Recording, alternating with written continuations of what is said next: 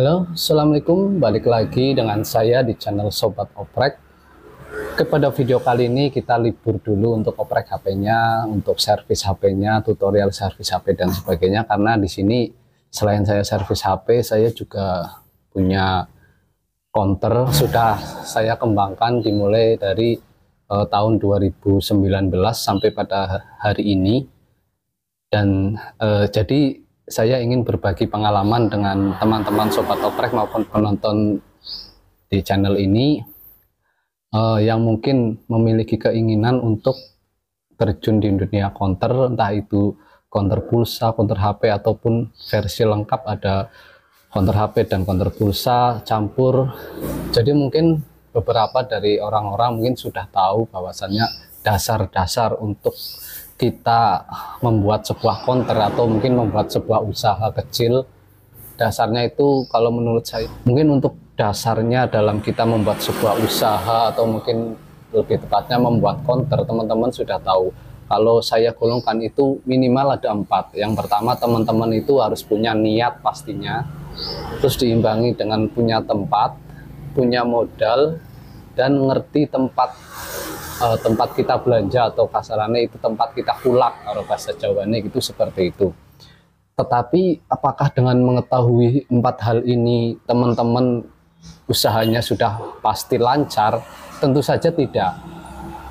Berdasarkan pengalaman saya yang sudah mengembangkan, sebelumnya disclaimer dulu, bukan saya sok mengajari atau mungkin sok tahu tentang dunia counter, bukan seperti itu, dan saya juga tidak merasa sedang mengajari, kita sama-sama belajar. Ini apa yang saya sampaikan itu semuanya insya Allah berdasarkan dari pengalaman yang lampau yang sudah pernah saya lewati dan sudah pernah saya jalani. Karena saya memang memulai bisnis counter ini itu benar-benar dari nol. Dari mulai cuma modal itu kalau nggak salah 1.500.000, etalase itu cuma 1, dan tempatnya itu kurang lebih seperti ini ya. Ini benar-benar nggak layak disebut counter ya, lebih tepatnya, karena masih kayu, masih pakai asbes. Temboknya saja ini masih pakai apa ya, ada yang gede dari bambu itulah bisa. Tapi karena memang lokasinya itu di desa, jadi ya mungkin orang-orang nggak terlalu mementingkan itu. Mungkin itu sedikit cerita dari masa lalu saya. Oke, kita kembali ke topik. Tadi sudah saya sampaikan 4 dasar ini saja teman-teman itu belum cukup. Jadi kita harus terus mengembangkan. Konsisten itu nomor 1, dan konsisten yang benar itu konsisten yang diimbangi dengan inovasi.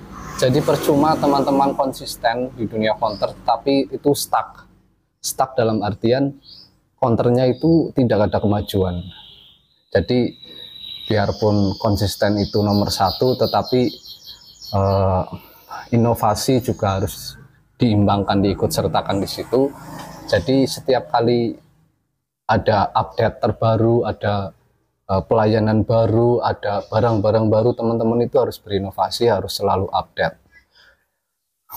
Kemudian selanjutnya, pelayanan ini seringkali diabaikan bahkan oleh orang-orang yang mungkin sudah punya pelanggan banyak, karena memang di situ cuma dia seorang yang punya counter, terus dia mengabaikan pelayanan.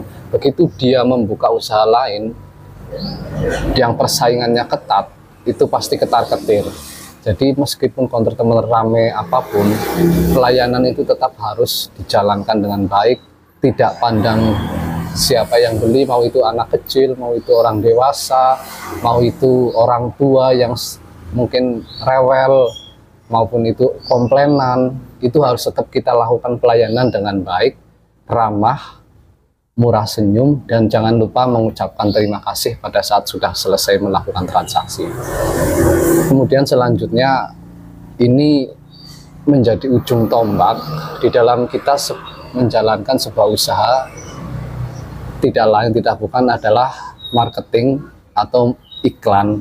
Mungkin kalau di dunia counter mungkin kita itu kan lebih cenderung menunggu, jadi menunggu konsumen. Jadi apa ya, lebih tepatnya kita itu tidak mencari konsumen, tetapi konsumen itu yang datang sendiri kepada kita. Lalu bagaimana cara kita mengiklankan produk kita, lalu bagaimana caranya agar orang-orang tertarik untuk membeli barang di counter kita.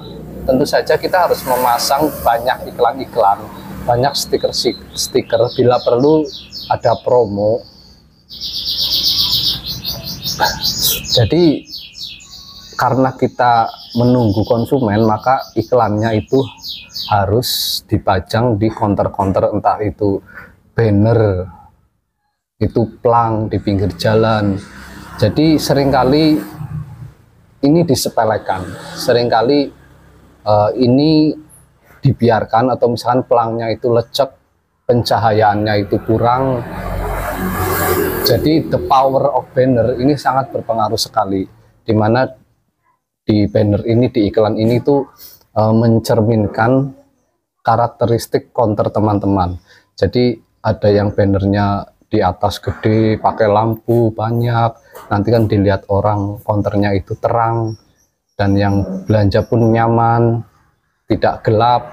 Atau mungkin ada yang memang sengaja disetting gelap, itu biasanya ada, tetapi tidak mengesampingkan iklan. Memang ada counter-counter yang disetting sengaja gelap, agak remang-remang sedikit ya, saya sering lihat itu juga ada, tetap ada yang ramai juga ada. Tetapi kembali lagi, iklan itu jangan sampai dilupakan di dalam kita membuat sebuah usaha. Jadi untuk video kali ini sementara sampai di sini saja. Mungkin kalau yang nonton rame atau bagaimana, atau peminat usaha di dunia counter itu banyak di tahun 2024 ini, mungkin kedepannya saya akan memberikan lebih detail lagi terkait tips bagaimana cara mengembangkan counter agar kita bisa terus berinovasi untuk kedepannya. Jadi tidak stuck melulu itu saja, karena kita sudah sepatutnya sebagai seorang pengusaha atau seorang pembisnis itu kita harus selalu berpikir ke depan agar usaha kita itu tidak tergeser oleh persaingan-persaingan yang mungkin kedepannya kita tidak ketahui. Jadi apabila video ini bermanfaat buat teman-teman, silahkan tulis di kolom komentar apabila ada yang ingin ditanyakan, atau mungkin bisa lain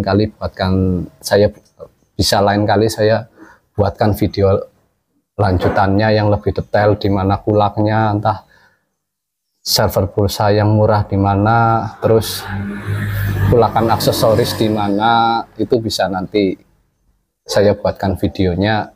Tentu saja apabila video ini rame ya teman-teman. Mungkin cukup sampai di sini. Apabila video ini bermanfaat, dan sekali lagi disclaimer, saya bukan sedang mengajari atau menjadi sok pinter atau sok tahu di dalam dunia counter. Saya juga di sini belajar. Mungkin cukup sampai di sini saja yang dapat saya sampaikan. Terima kasih. See you next time.